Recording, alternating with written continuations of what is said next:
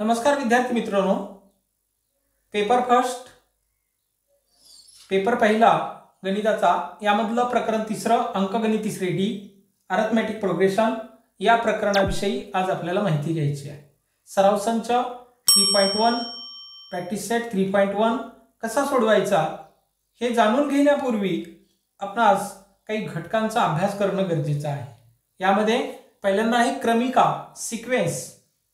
तर क्रमिका कशाला म्हणायचं की जसं आपण नैसर्गिक संख्यांची मांडणी करतो 1 2 3 4 5 6 dash dash up to n,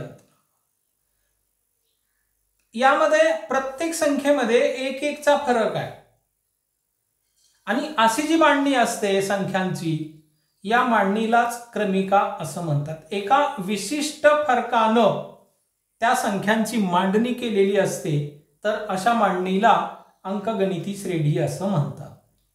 आपल्याला माहिती आहे की नैसर्गिक संख्यांची मांडणी 1 2 3 4 5 प्रत्येक संख्येमध्ये एकचा डिफरन्स आहे, एकचा फरक आहे। तर ही जी मांडणी असते अशा प्रकारच्या मांडणीला अंकगणिती श्रेणी किंवा क्रमिका असं म्हणतो। आणि अशा क्रमिका की ज्यामध्ये सारखा असा डिफरन्स असणार आहे त्यांनाच आपण काय म्हणणार आहे, अरिथमेटिक प्रोग्रेशन किंवा अंकगणिती श्रेणी। A set of numbers म्हणजे संख्यांचा संच आहे are arranged in definite order like natural numbers is called sequence। नैसर्गिक संख्यांच्या संचाप्रमाणे केलेल्या संख्यांच्या मांडणीला सिक्वेन्स असं म्हणतात। नैसर्गिक संख्यांच्या प्रमाणे विशिष्ट क्रमाने मांडलेल्या संख्याच्या संचाला समूहाला आपण क्रमिका असं म्हणणार आहोत। तर क्रमिका लक्षात आलं। त्यानंतर इथं काही क्रमिका दिलेल्या आहेत 10 40 70 100।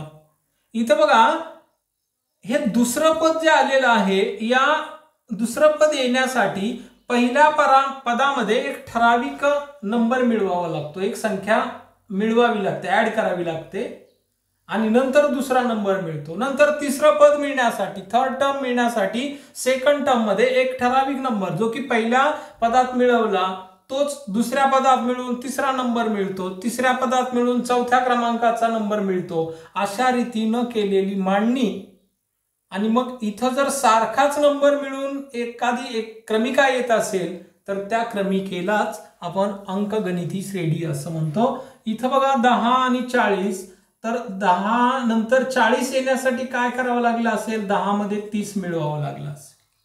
40 नंतर 70 आले, 70 येण्यासाठी या 40 मध्ये 30 मिळवलं, 100 येण्यासाठी या 70 मध्ये 30 मिळवलं आणि 100 आलं। इथं प्रत्येक ठिकाणी आपण 30 ही संख्या मिळवतोय, म्हणजे पहिल्या संख्येत एक ठराविक नंबर मिळवला, दुसरी संख्या मिळवली, दुसऱ्या संख्येत एक ठराविक नंबर म्हणजे जो पहिला मिळवला होता तोच नंबर दुसऱ्या संख्येत मिळवला, तिसरं पद मिळालं, तिसऱ्या पदात एक तोच नंबर मिळवला, चौथं पद मिळालं। अशा रीतीनं केलेली जी क्रमिका असतात, अशा ज्या क्रमिका असतात त्यांनाच काय म्हणायचं आहे, अंकगणिती श्रेणी। आता इथं बघा 30 10 अधिक 30 40 40 अधिक 30 70 70 अधिक 30 100, म्हणजे हा फरक कॉमन आहे, सारखाच फरक आहे।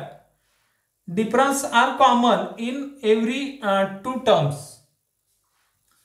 इथं -5 -10 -15 या दोन्ही मध्ये -10 -5 आपल्याला डिफरन्स काढायचा दोन पदामधला। तर -10 + 5 म्हणजे -5 मध्ये -5 टाकले, इथं -5 आला डिफरन्स। -5 मध्ये -5 टाकले तर -10 मिळाले, -10 मध्ये -5 टाकले तर -15 येतात, -15 मध्ये -5 ऍड केले आपण तर -20 येतात। अशा रीतीनं ही क्रमिका मिळते। इथं 12 मध्ये 3 मिळविले, 3चा फरक आहे, 12 3 मिळविले 15 मिळाले, 15 3 मिळविले 18 मिळाले। बघा 18 मध्ये 3 मिळविले 21 येतात। अशा रीतीनं ही जी सिक्वेन्स आहे, क्रमिका आहे, ही वाढत जाणार आहे। इथं 16 आणि 20 यांच्यामध्ये 4चा फरक आहे। 16 मध्ये 4 मिळविले 20 आले, 20 मध्ये 10 मिळविले 30 आले, 30 मध्ये 5 मिळविले 35 आले, 35 मध्ये 7 मिळविले 42 आले. इथला जो मिळविण्याचा जो अंक आहे, नंबर आहे, तो मात्र प्रत्येक वेळी चेंज होत आहे.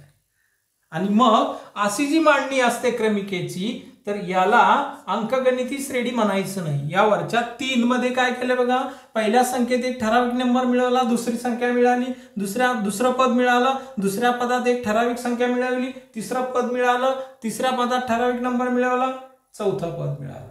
अशा ज्या काही क्रमिका असतात, या क्रमिकांना अंकगणिती श्रेणी असं म्हणतात.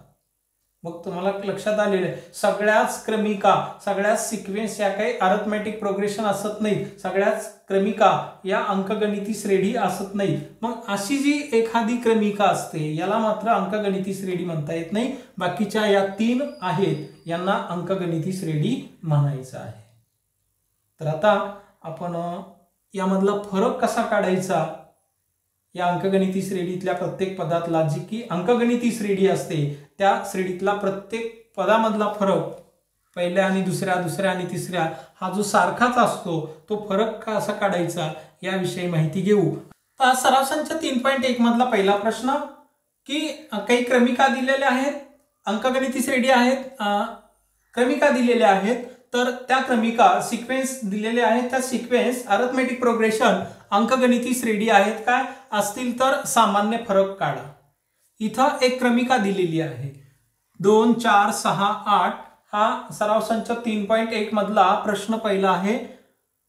2 4 6 8 डॅश डॅश या पुढच्या क्रमाने येणाऱ्या संख्या. तर ही अंकगणिती श्रेणी आहे काय, इथं आपण पहिल्या पदासाठी T1 मानू. T1 is equal to 2, T2 is equal to 4, T3 is equal to 6 and T4 is equal to 8.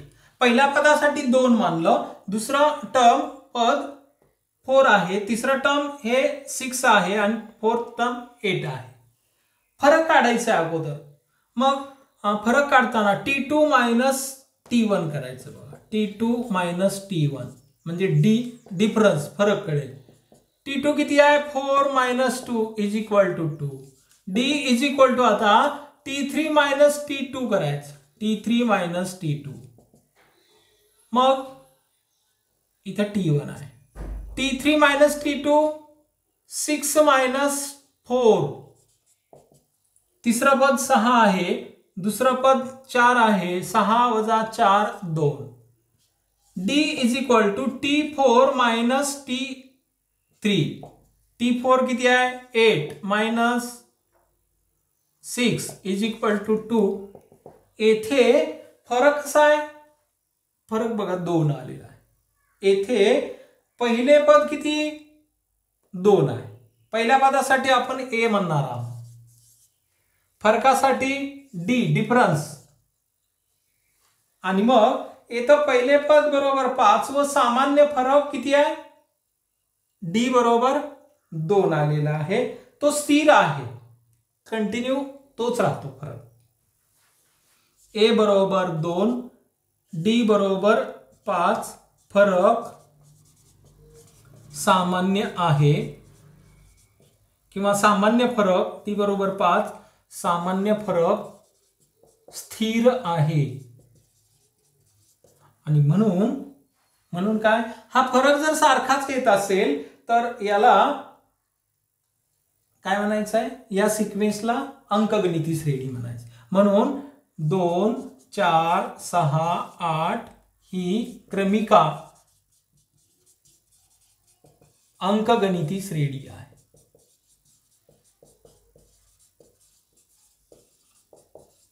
ही क्रमिका अंकगणिती श्रेणी आहे. अशा रीतीनं दिलेल्या क्रमिका या अंकगणिती श्रेणी आहेत की नाही हे ओळखा, असा प्रश्न पहिला आहे सराव संच 3.1 मधला. हा प्रश्न घेतला 0 -4 -8 -12 ही क्रमिका अंकगणिती श्रेणी आहे का. T1 is equal to 0, T2 is equal to -4, T3 is equal to -8, T4 is equal to -12. मग आता D is equal to T2 minus T1. T2 -4 आहे, -0 is equal to -4.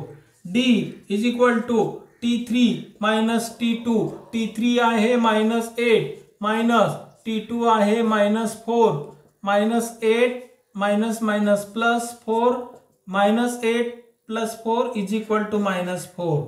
D is equal to T4 minus T3, T4 काय -12 minus -8, T3 आहे -8 आणि मग -12 minus minus plus 8 is equal to -4.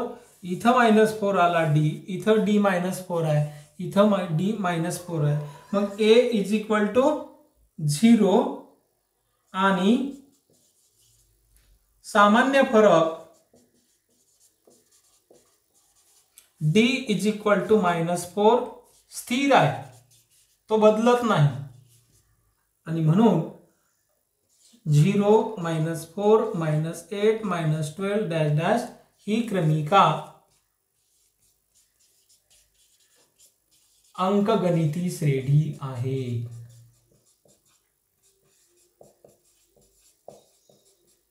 कोणत्या क्रमिका अंकगणिती श्रेणी आहेत हे ओळखायचं आहे आणि त्यांचा सामान्य फरक काढायचा आहे. तो आपण डी या रूपाने काढू लागलेलो आहोत. D is equal to -4, D is equal to -4, D is equal to -4. म्हणजे क्रमिका अंकगणिती श्रेणी आहे की नाही ती ओळखायची आणि सामान्य फरक काढायचा आहे. ही सर्व उदाहरणं आपण सराव संच 3.1 मधली पाहतोय. प्रश्न पहिल्यामधले तर 2, 3, 5/2, 3, 7/2 ही क्रमिका अंकगणिती श्रेणी आहे की नाही ते ठरवा आणि असेल तर फरक काढा. आणि म्हणून इथं ए पहिलं पद T1 is equal to 2, T2 is equal to 5/2, T3 is equal to 3 and T4 is equal to 7/2. Therefore D is equal to T2 minus T1. T2 काय आहे 5/2 minus 2. आता या 2 चा डिनॉमिनेटर हा 1 आहे, छेद 1 आहे, तिरका गुणाकार करावा लागेल. 5 1 5 वजा 2 2 4 छेद 2, 5 वजा 4 1/2 म्हणून D बरोबर काय आले 1/2. आता असंच D is equal to T3 minus T2. T3 काय आहे 3 आहे, 3 मायनस 5/2 या 3 चा छेद 1 आहे. पुन्हा तिरका गुणाकार करावा लागेल. 3 2 6 5 1 5 छेद 2, 6 मधून 5 मायनस झाले 1 राहिला 1/2. D is equal to 1/2. आणखी एकदा फरक काढू. D is equal to T4 minus T3, T4 7/2 minus 3 या 3 चा छेद 1 आहे तर 7 1 7 minus 6/2 1/2. D is equal to 1/2. इथं फरक सारखाच येतोय, D इज इक्वल टू 1/2 येत आहे आणि म्हणून A बरोबर फरक पहिलं पद काय 2, D इज इक्वल टू 1/2 सामान्य फरक स्थिर आहे. कारण इथं असंही लिहिलं तरी चालेल बघा की सामान्य फरक D इज इक्वल टू 1/2 स्थिर आहे. म्हणून 2 5/2 3 7/2 डॅश डॅश ही क्रमिका अंकगणिती श्रेणी आहे.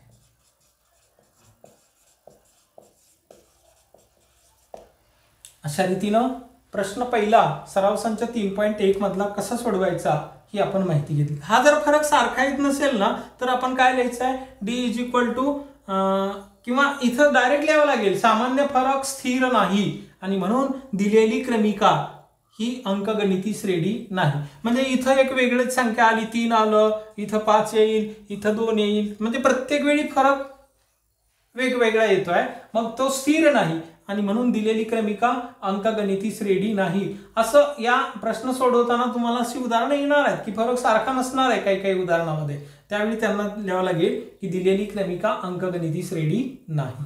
सराव संच 3.1 मधला दुसरा प्रश्न बघा की या ठिकाणी आपल्याला A च्या किमती दिल्यात आणि D च्या किमती दिलेल्या आहेत. यावरून अंकगणिती श्रेणी तयार करायची आहे. पहिलं पद दिलंय A बरोबर 10, फरक दिला D बरोबर 5, तर अंकगणिती श्रेणी तयार करायची. मग A बरोबर A लाच आपण T1 असंही म्हणतो, T1 इज इक्वल टू 10. फरक काढताना काय केलं होतं आपण की दुसऱ्या पदामधून पहिलं पद वजा केलं होतं, बरोबर आहे. फरक काढताना काय केलं होतं तर असं लिहिलं होतं आपण D is equal to T2 minus T1, D is equal to T3 minus T2 आणि D is equal to T4 minus T3. या पद्धतीनं आपण लिहिलं होतं आणि फरक काढला होता.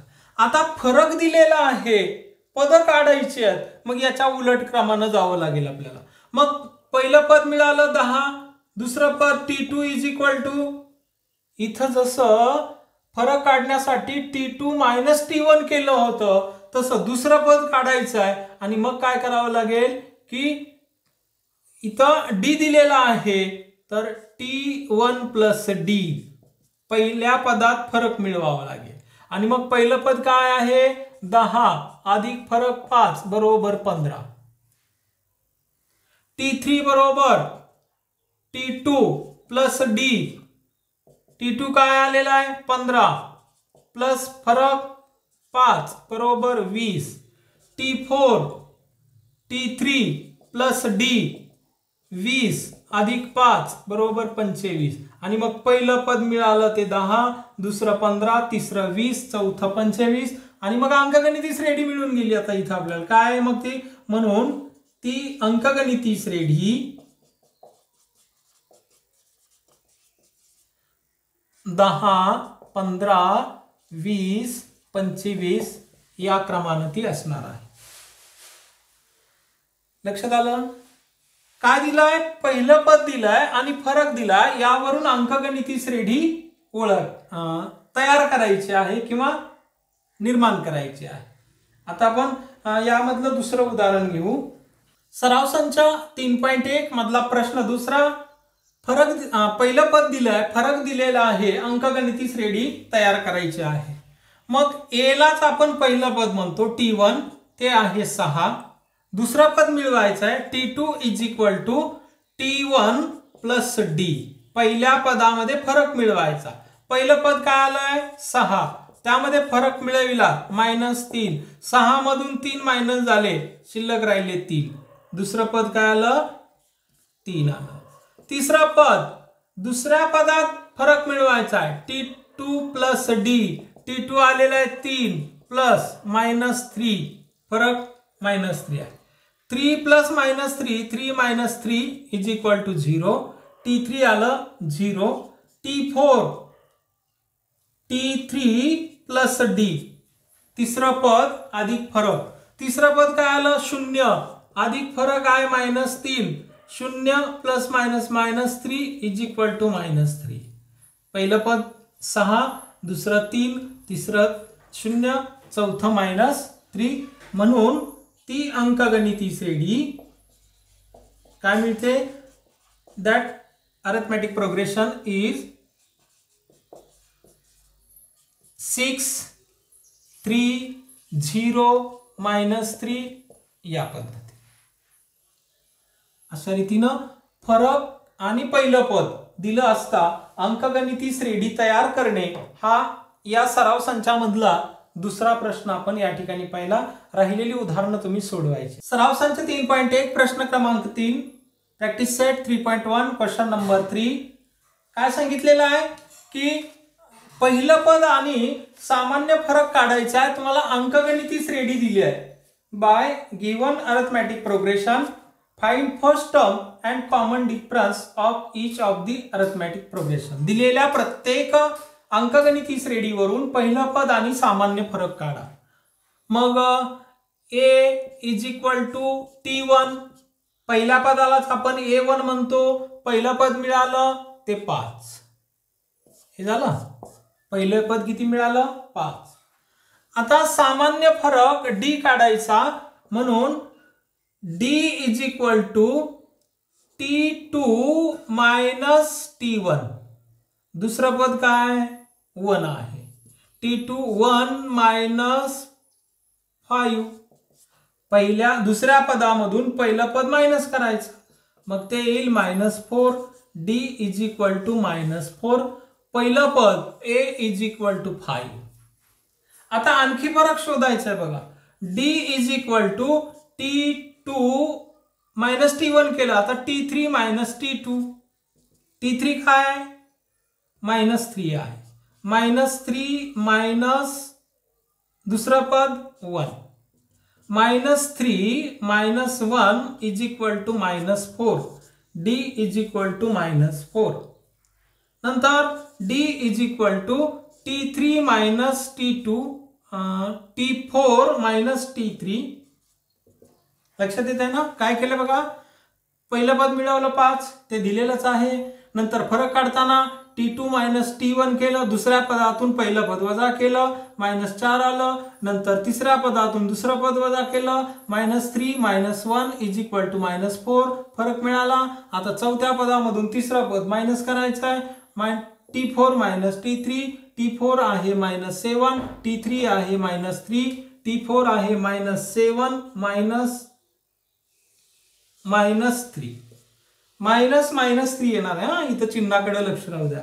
-7 minus plus 3, -7 plus 3 is equal to -4 and we get D is equal to -4 in every time. प्रत्येक वेळी D इज इक्वल टू -4 मिळालं. म्हणजे पहिले पद याला आपण काय म्हणतोय, A म्हणतोय, याला T1 म्हणतो. मग पहिलं पद काय आलं, पहिले पद A बरोबर 5 आणि सामान्य फरक D बरोबर काय मिळत आहे तर -4 मिळत आहे. अशा रीतीने आपण या अंकगणिती श्रेणी मधलं पहिलं पद आणि सामान्य फरक काढलेला आहे. हे सराव संच 3.1 मधला प्रश्न क्रमांक 3 मधलं उदाहरण पाहिलेलं आहे. आणखी एक याच्यामधलं उदाहरण पाहू. पहिले पद व सामान्य फरक D काढायचा. पहिलं पद A आहे, A इज इक्वल टू दिलेलं आहे ते 1/4. पहिल्या पदालाच आपण A म्हणतोय, ते 1/4 आलेलं आहे. आता फरक काढायचा. D इज इक्वल टू इथं T1 आलं 1/4, T2 3/4, T3 5/4 and T4 is equal to 7/4. मग D is equal to T2 minus T1. T2 काय आहे 3/4 minus 1/4. छेद सारखा आहे, छेदाला छेद, अंशाची वजाबाकी 3 minus 1. 3 मधून 1 वजा झाला 4 इतर राहतील, 2 1 2 2 2 4 1/2. D is equal to T3 minus T2. T3 काय आहे 5/4 minus 3/4. छेद सारखा आहे, छेदाला छेद 3 minus 2 5 minus 3 इथं येतील 2 2 1 2 2 2 4 1/2. D is equal to T4 minus T3. T4 काय 7/4 minus 5/4 is equal to छेद सारखा आहे म्हणून छेदाला छेद 7 minus 5 to 1/2. इथं D is equal to 1/2 आणि A is equal to काय आलेलं आहे 1/4. म्हणजे A आणि D या दोन्ही किमती आपण या ठिकाणी काढलेल्या आहेत. अशा रीतीने आता सराव संच 3.1 तुम्हाला सोडवता येणार आहे. मला माहिती आहे तुम्हाला निश्चितच ही उदाहरणं आता समजलेली आहेत. आता सराव संच 3.1 तुम्ही पूर्ण सोडून काढायचा आहे. हा व्हिडिओ तुम्हाला आवडला असल्यास लाईक करा, शेअर करा आणि तुम्ही जर माझ्या चॅनलला सबस्क्राइब केलेलं नसेल तर सबस्क्राइब करा. धन्यवाद.